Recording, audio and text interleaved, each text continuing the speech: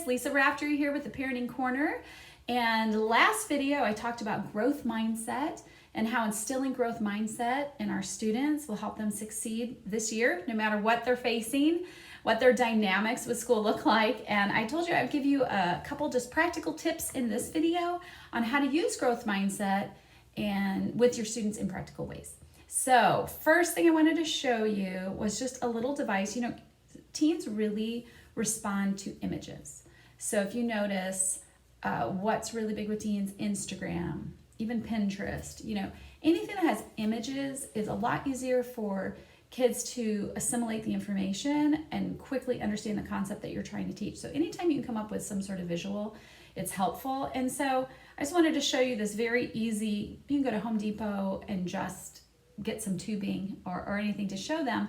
But when we talk about with growth mindset, right, is that when you take on challenges, it actually grows and develops your mind. So you're developing your brain. You are not just at the mercy of your IQ, whatever you think you have, but with effort and with working hard and trying new strategies. When you fail, you learn from it. That mentality, you're actually going to grow from a beginner all the way to an expert, and that the actual neuron pathways are actually built. And so here's a really good way to just show your kids what we're talking about. You take a really skinny tubing or something like that, and you show them that when you are learning, you know, in your brain, these neuron pathways are actually being created. And so this would be the neuron pathway for a beginner. So you just show them that, you know, the neurons are being created. The beginner is starting to develop, right? But then once you keep working, you keep learning, you keep growing, no matter what, you're failing, but you're learning from it. You're trying, you know, you keep working on your skill sets.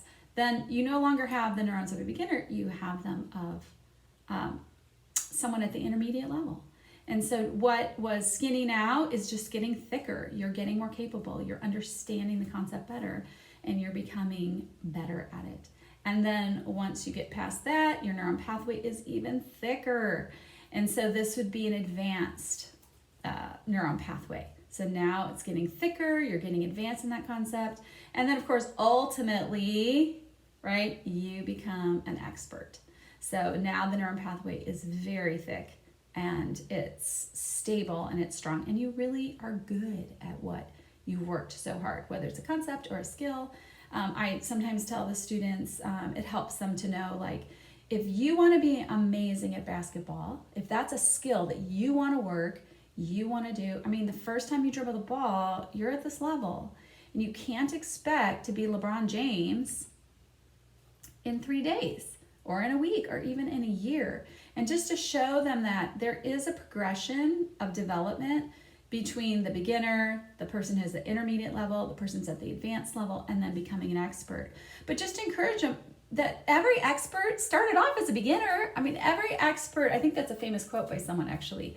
So every person who is an expert did at some point start off as a beginner, and just like everybody has to do, you just work through the levels, and eventually if you just keep going and working and using the right strategy, the right practice, you're going to get there. You can become an expert at things that are important to you.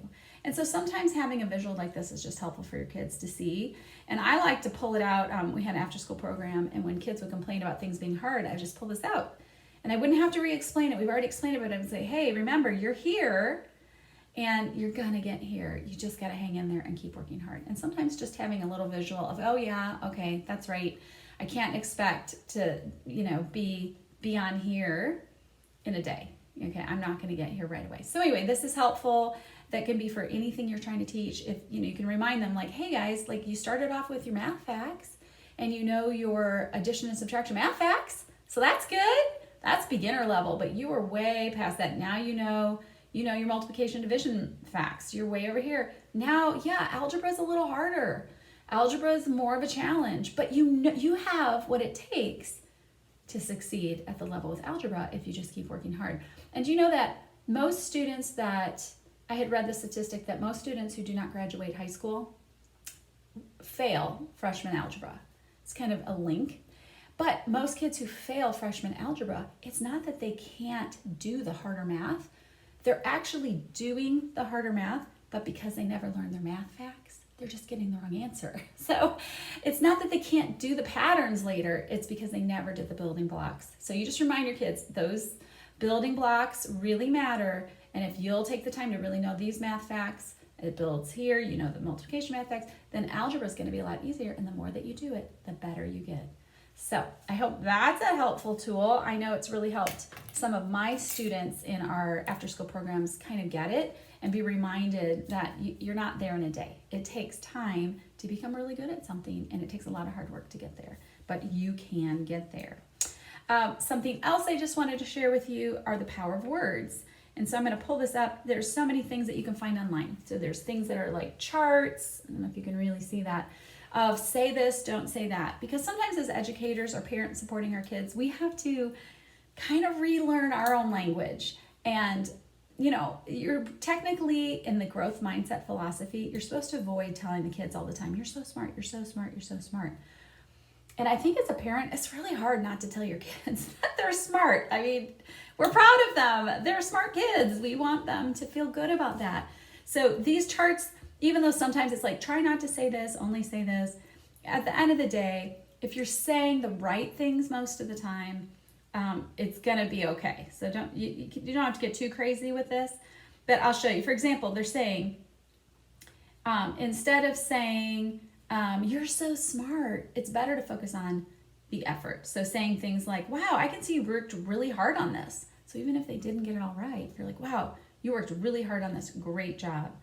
Or instead of them, it says, don't say this. Oh, it's okay. Maybe you're just not good at this. Maybe you're not cut out for this. Maybe this just isn't your thing.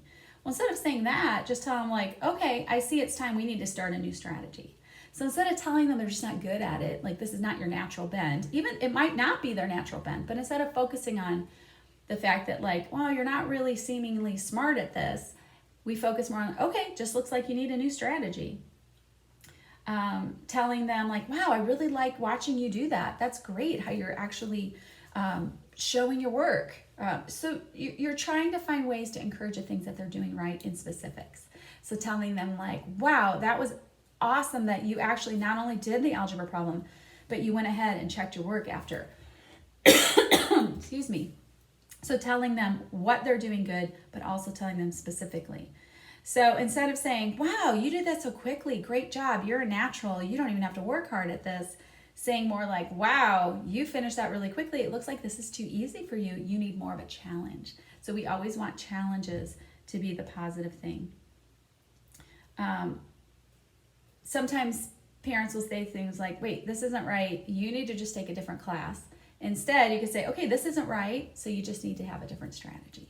So they're all over the internet. You can look up tons of things to say, not say, but it's just really framing your words in a way that are focused more on their effort than just on their natural ability, more on their effort in trying hard than just on how intelligent that you think your kids are. And the way I tried to get around this, because I, as a parent, had a really hard time when I learned about growth mindset to not tell my kids they're smart.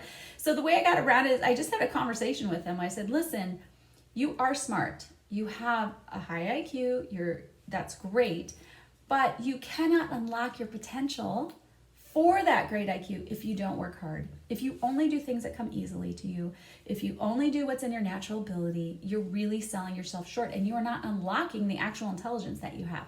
So yes, you're smart, but the smart is great, but it's more important that you're actually the hard worker that can unlock all the potential that your IQ affords you.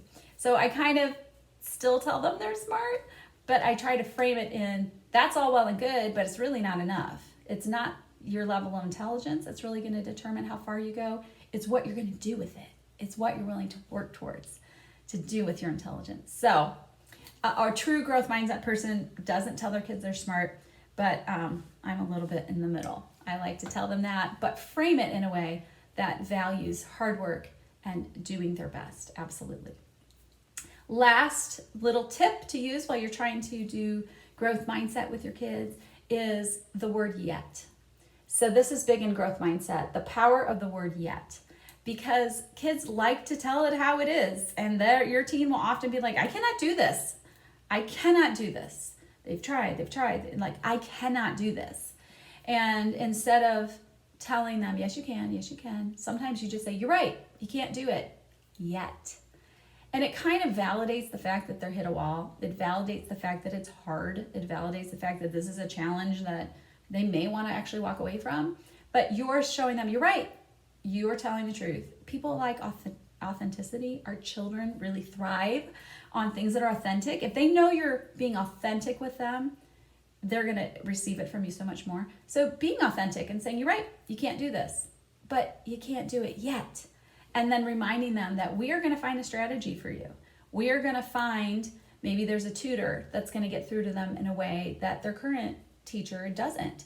Or maybe there's some sort of practice system that we're going to find for math. Maybe, yeah, you're right, you can't do this algebra yet because you don't know your math facts very well. And you keep saying that, 6 times 7 is 43. That's not right. So you're right, you can't do it yet. So let's find a way to help you succeed. And then finding, there are so many multiplication computer games where they could just quickly get back up to speed after just like a couple weeks. And a couple weeks of just every day just going in and just refreshing their math facts. And then guess what? Then they can do it. They can do it. So anyway, these are just a couple little tips that I've used with my students, whether my own students or in our after school program, to kind of help them visualize what we're talking about, that a beginner is not an expert, but there's a progression and you're going to get there. You just got to hang in there. Saying the right things with the right focus, that we're trying to get them focused on the effort versus just the intelligence. So say this, don't say that. And there's lots of resources online for ideas, and you pick and choose what you want. I always put a disclaimer. Anything that you find, just filter it. The things that are great, keep them, use them. The things you don't like, don't. And then last, the power of yet. That's a great word to use with your students to encourage them that I'm going to recognize the true dynamics and be authentic, but I'm also going to point you towards the other truth, which is you just can't do it yet. So I'm excited for those of you who are embracing growth mindset and working on that with your students. I hope this has been helpful to give you some real practical ideas of what that actually means. And I hope you're having a great August, no matter what school looks like for you at this time. So have a great week. We're here for you at PATH. We care about you, and we look forward to connecting with you again soon.